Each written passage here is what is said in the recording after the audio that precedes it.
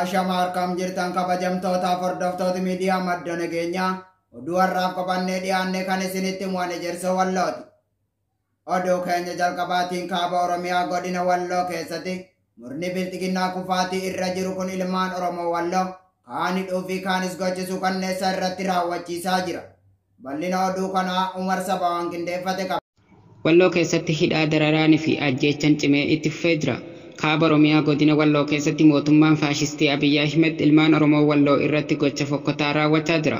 Ilmaan Oromoo Walloo warri mana hidhaa magaalaa Kamisee keessatti hidhaman irra dararaan guddaan gahaa akka jirutu dhaga'ame. Waraanni faashistii Abiyyi Ahmed kun warra mana hidhaa Kamisee keessatti hidhamaniif nyaanni akka hin sheenne fi warri yookaan maatiin isaanii akka dhaqanii hin ilaalle dhorkaa jiraachuutu dhaga'ama.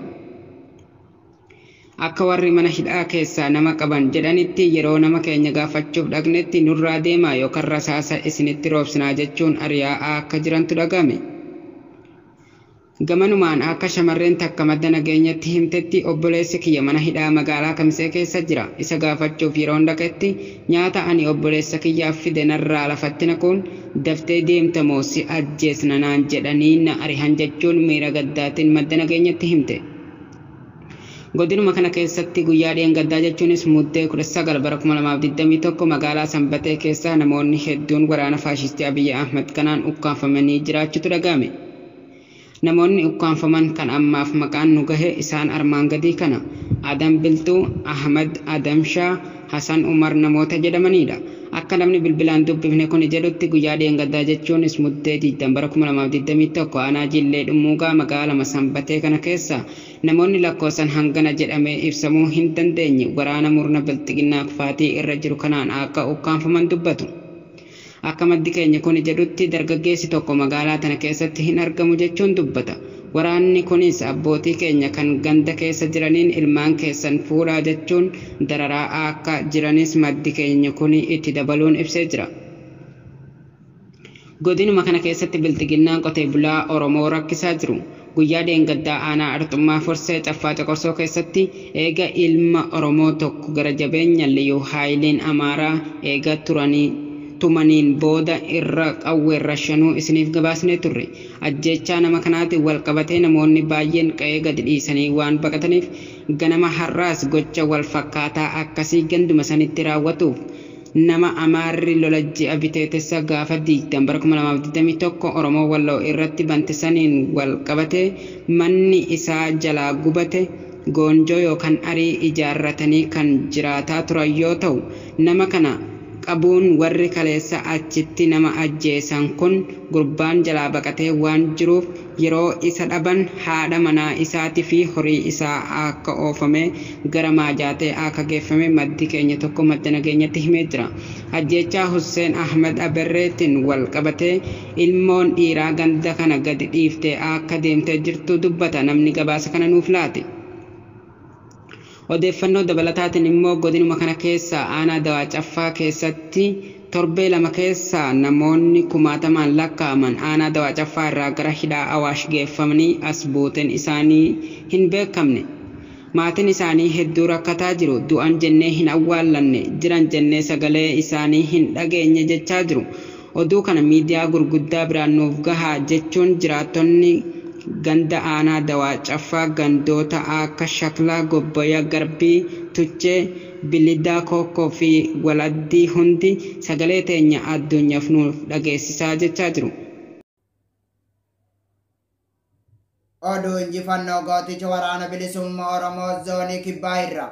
Bal'ina oduu kanaa Sa'iid Dawwee waan qindeeffate qaba. Duula imala gara Finfinnee oduu injifannoo woboo zoonii Kibbaa lola guyyaa 14 bara 2021 bakka adda addaa taasisaa oole loltuun gabroonfataan PP 37 ajjeesee 44 madoon adabe. Irreef gaachanni uummata Oromoo woboon zoonii Kibbaa koonyaa Gujii bahaa keessa socho'u. Cibraan Odaa Doolaa guyyaa 14 bara 2021 duula nyaaphaa kan bakkoota kana dura woboon lolee irraa ari'uudhaan dhuunfatee seenuu qabna jechuun saganteeffatee bobba'e irratti woboon bakkoota garaagaraatti tarkaanfii ilaalessaa of duuba deebii hin qabne irratti fudhachuudhaan bakka hundattuu injifatee daaraa godhee sagantaa diinaa fashaleessuun of duuba deebisee bakkatti galchee jira. Akkaataa kanaan lolli jalqabaa aanaa Gooroo Doolaa irraa gara ganda Jiddoolaa deemuuf ture irratti loltoota bakka sadiitti irratti gaggeessuun loltuu PP 13 battalatti ajjeesuun 15 madeessee jira. Ammas itti fufuun aanaa Gooroo Doolaa ganda Jidiloo iddoo addaa Odaa Hollaa jedhamutti tarkaanfii fudhatee loltuu nyaaphaa 4 irraa ajjeesuun 7 madeessee of duuba deebisee bakka irraa dhufetti galchee jira. Haaluma kanaan aanaa Gooroo Doolaa magaalaa Harqalloo jala seenuun tarkaanfii fudhatee loltuu PP 6 battalatti ajjeesu 8 madeessee jira. Ittuma fufuun aanaa Wadaaraa magaalaa Wadaaraa seenuun tarkaanfii laalessaa mooraa diinaa irratti fudhatee loltuu nyaaphaa 7 ajjeesee 5 madeessee jira.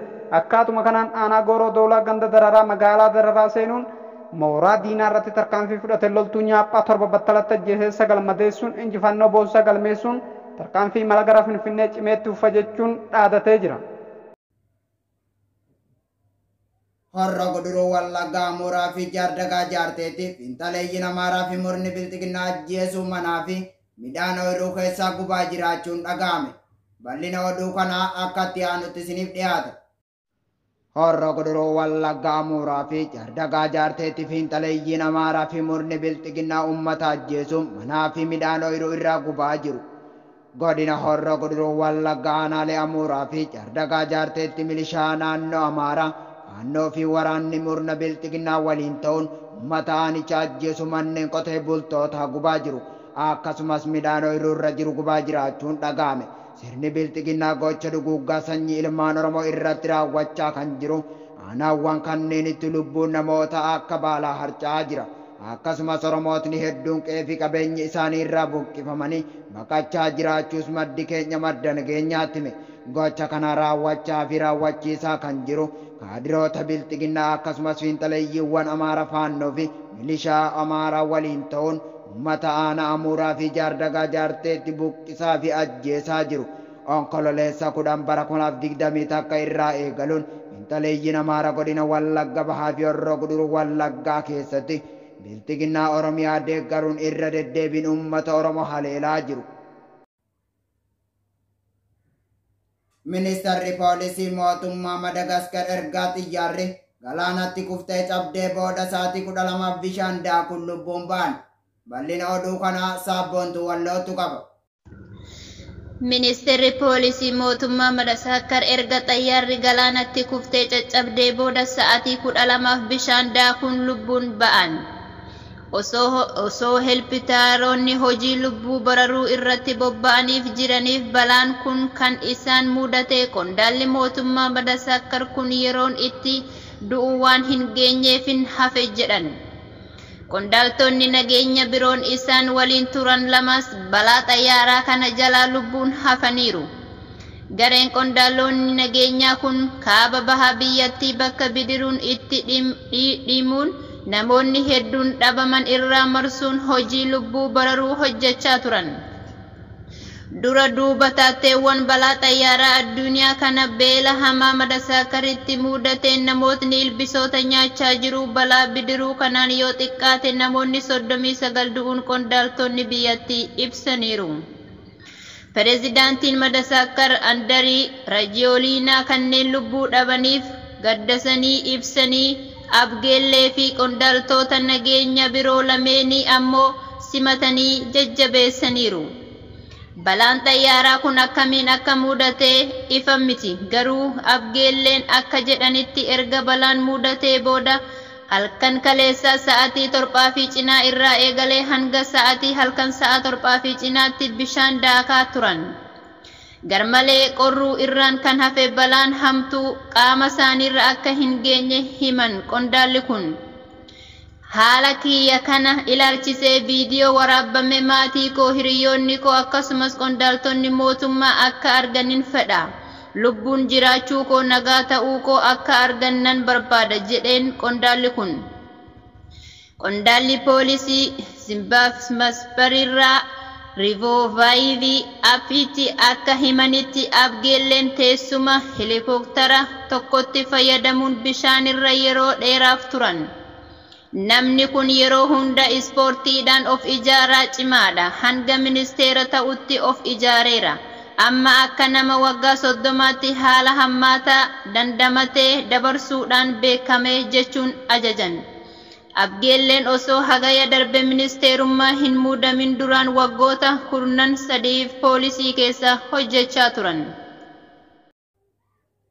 Egaa kabajamtootaaf hordoftoota miidiyaa madda nageenyaa oduu har'aaf qabannee dhiyaanne kana gammaa daawwattanidha. Qophiilee madda nageenyaaf waliin turtii gaarii.